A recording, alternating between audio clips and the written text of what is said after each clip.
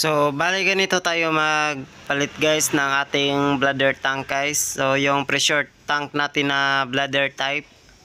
So, una natin gagawin guys, tatanggalin muna natin yung takip para sa hangin. Tapos, pangalawa guys, pag natanggal natin yan, yung mga tornilyo na yan, so tatanggalin lang natin. So, yan. Ito na yung kalabasan niya guys sa loob. So, bali na tanggal na natin, napalitan na natin ng bago. Ito yung stock guys na nasira guys.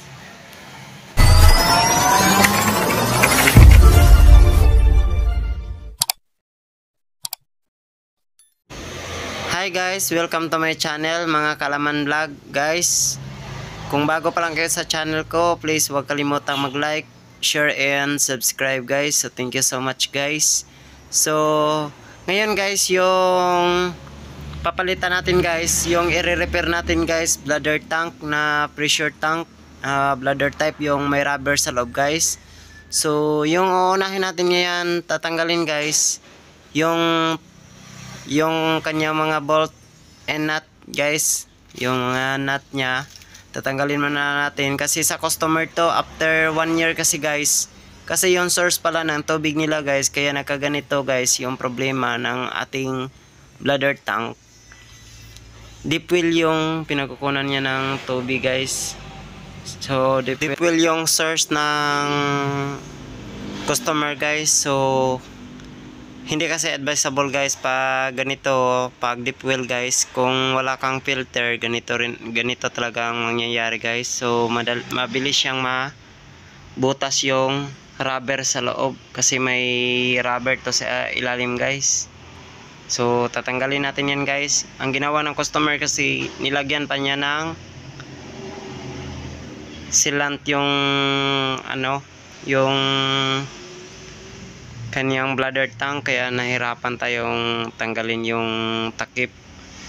So kailangan lang natin yan tanggalin guys. So tanggalin lang natin yan yung mga bolt.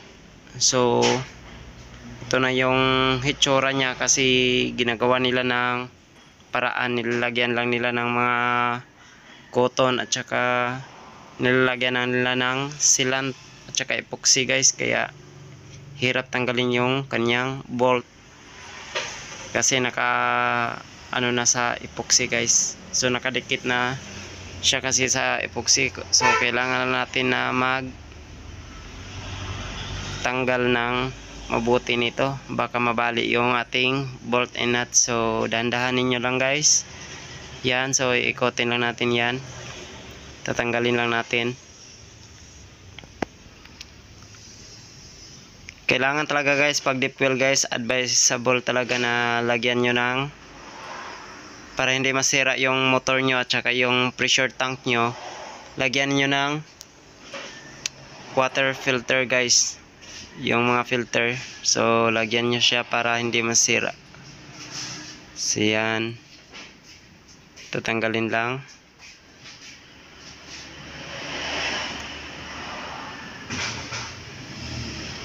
So tatanggalin lang natin yan kasi sobrang hirap guys pag hindi agad siya napalitan guys. Tapos ito na yung nangyayari guys. So sa totoo lang talaga guys, hindi na to covered sa warranty guys, hindi na to covered sa warranty nya. So yan, pag natanggal na yung bolt guys, pag natanggal na yon lahat, so dahan-dahanin lang natin tanggalin yung takip guys. So yan, ikotin lang natin. Ginagawa talaga ng customer yung paraan niya, pero tayo ang nahihirapan. Isang bolt na lang. So yan, malapit na matanggal natin lahat.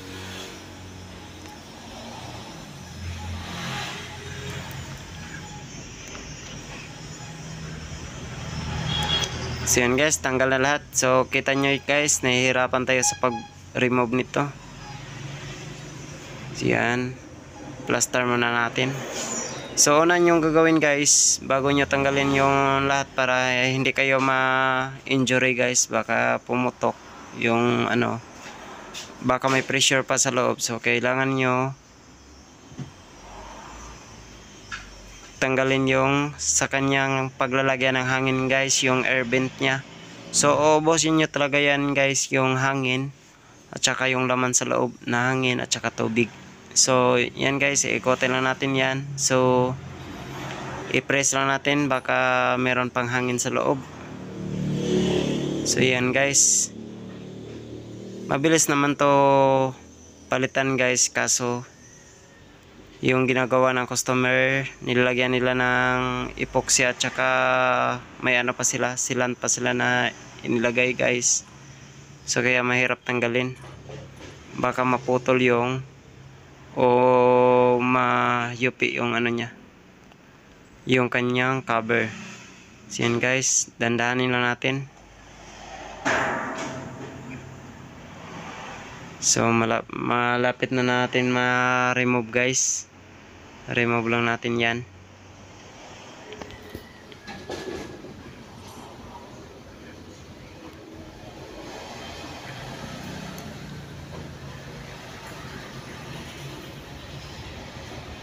So yan guys, sobrang hirap guys, no?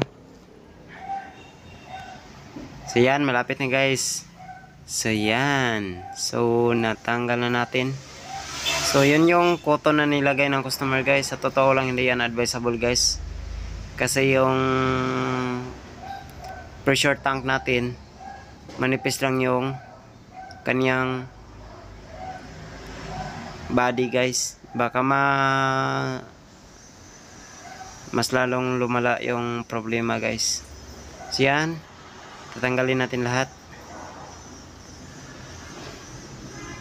So yan yung kanyang rubber sa loob guys. Yan, nakita nyo na. So yan, so kunin natin yung kanyang rubber. So yan guys, yan yung nangyari guys. Yan. So wasak talaga guys, kasi dipil yung source ng tubig nila guys. Yan, so tingnan nyo sa loob guys, sobrang dumi. Yan yung problema pag deep well. Kasi tinanong ko siya nung nag-inquire pa siya sa akin, sinabihan ko siya kung anong source ng tubig niya. Ang sabi niya naman, hindi raw deep well. Yung source ng tubig niya is nawasa. So okay lang, hindi ko ina-offer ko sa kanya yan. Binibigyan ko pa siya ng discount. So nagtakan lang ako guys, bakit pa after 1 year nagbalik siya, at yan na yung hitsura ng ating pressure tank na bladder type. So kaya ang nalaman ko guys, yung yung source pala ng tubig nila guys is deep well. So yun, so customer error naman yan. So bawal yan natin replace ng bago. So pinabili ko lang siya ng parts, yung rubber sa loob. So papalitan lang natin yan ng bago. So yung ano niya guys is 24 liters yung laman niya sa loob. So ito guys, papalitan natin ng bago guys na rubber guys, kasi hindi na ito magagamit guys. Wala na talaga, nahati na siya. So yan yung bago natin guys. So yan guys, yan yung tsura ng ating bago guys na ipapalit dyan na rubber guys.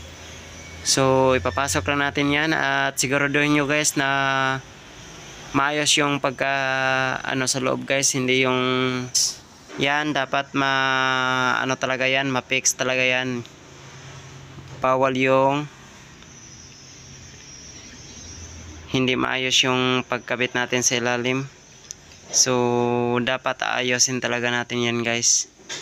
So yan, iano lang natin.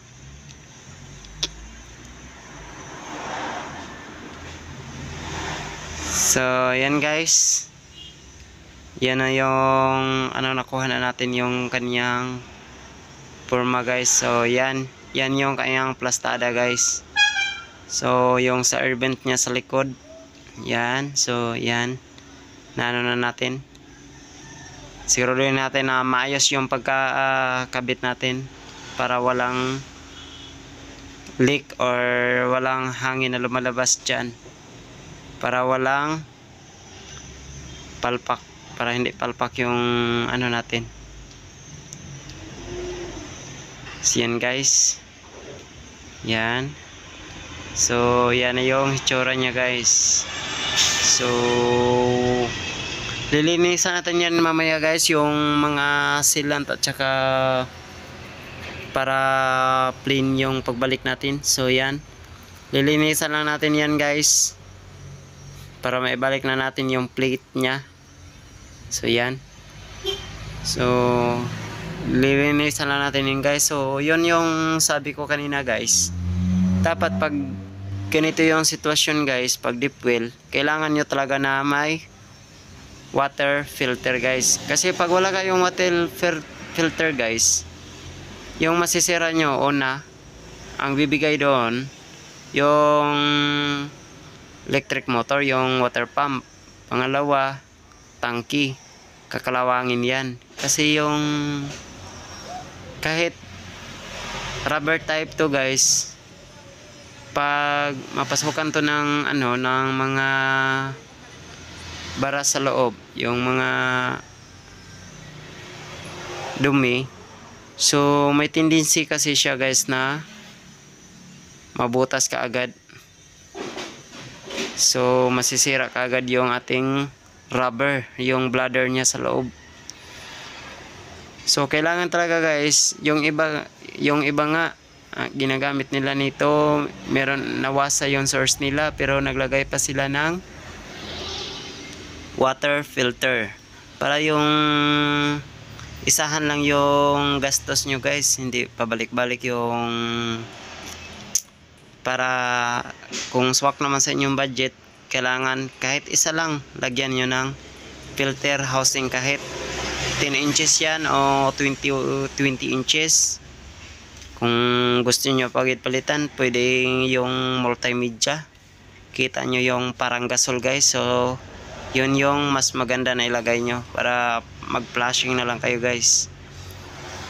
So yan, plain na siya. So ibabalik na lang natin yan yung kanyang mga bolt guys. So I hope na may natutunan kayo sa ibinahagi ko ngayon. So guys, subscribe naman guys, share at like yung video natin para ma-notify po kayo sa mga bago pa nating video na i-upload guys, na siguradong may makukuha kayo dito guys na mga idea na pwede nyo rin i-apply sa inyong bahay, sa sarili nyo. So para no need na kayo na magtawag ng guys, plumber. So pag-review yung ibang video natin guys, yung paano magkabit ng water pump, magkabit ng pressure switch o EPC or automatic pump control. So yan guys, so i-review nyo lang yung video na ina-upload ko dati. So marami pa kayong makukuha doon na idea na siguradong may i-apply nyo sa inyong sarili. So siguradong may apply natin ng bawat isa guys. So thank you so much sa panonood guys, and God bless guys. Thank you for watching.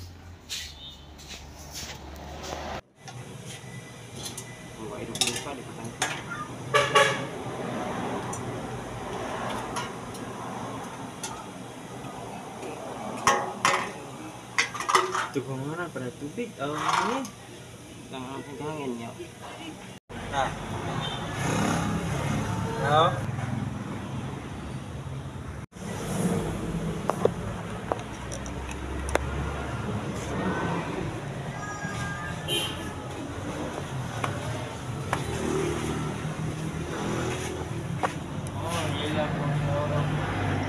Apa-apa?